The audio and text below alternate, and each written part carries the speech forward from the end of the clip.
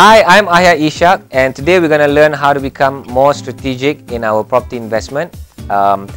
We're looking into the selection process of selecting your assets, and this is the second stage after the first stage, which is identifying your goal. So first you already identified your goal. Now you've got to identify your budget, right?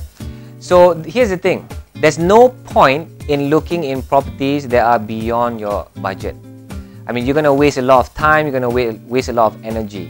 The thing with the market right now is we've got so much options. The problem that we have now is not having too little to choose from. The problem that we have right now is too much to choose from. So you've got to have this selection process to actually be an elimination process rather than a selection process. So what you want to do is you identify your budget so that you can go straight and focus straight into what properties that can fit your budget. Alright, how you identify your budgets, right? Well, let's say we take an example of someone who earns, let's say, 5,000 ringgit. So this is your take-home salary. But now with stricter lending regulations, there's this thing called the net pay, right? So you've got to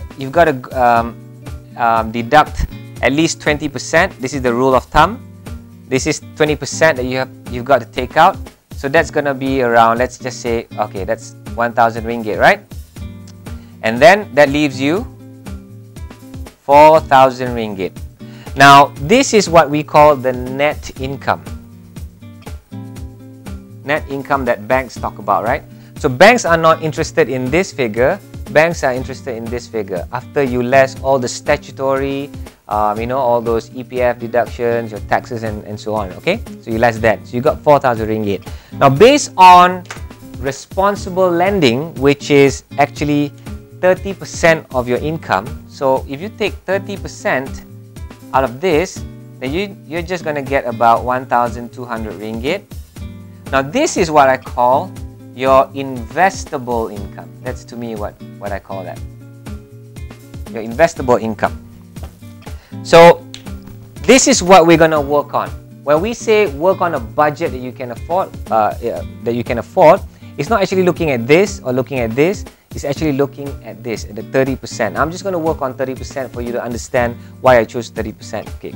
So at 1,200 ringgit, you've got to reverse engineer it and see how much a property that you can afford right now.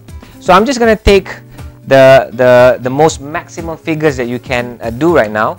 So assuming that you can get a loan for 30 years, this is very long, right? Assuming that it's a residential property, 30 years, and you can get a margin of 90% still. Let's talk about a 90% margin. This is margin of finance, this is tenure. And assuming that the rates are the best that you can get right now, let's say BLR, which is 6.6 right now. You know what? For the benefit of this video, we're just going to put BLR less 2.4%, let's say, as the time of this recording. This is the best rate you can get right now. So that's about 4.2%. So based on this, you do a reverse engineering, and what you're going to get is for 1,200 ringgit monthly loan commitment, you can afford a property that's worth around, less than 300,000 ringgit. Okay, approximately 300,000 ringgit. So what you're gonna do with this budget is, when you know this is your budget at 30% of your net income, you're going to go look into the market and you're going to just look at property that is 300,000 and below. This helps you be more strategic in your asset selection. There's really no point in looking anything beyond 300,000 because most likely the banks won't approve your loan anyways. So this is how to become more strategic. It saves you more time, it gets you more focus, and it eliminates a lot of noise. Eliminates a lot of those other properties that you wish you could buy, that you want to buy, that you wish you could buy in that area, and so on. So this is something that helps you. This is the second stage in the asset selection. Number one was identifying your goals, if it's for your own stay or for your for investment. Number 2 is to identify your budget. So we've gone through 2 stages of a 5-stage selection process. Thank you so much for watching, and catch up for more of these tips on the selection process in the videos to come. Thank you and bye-bye.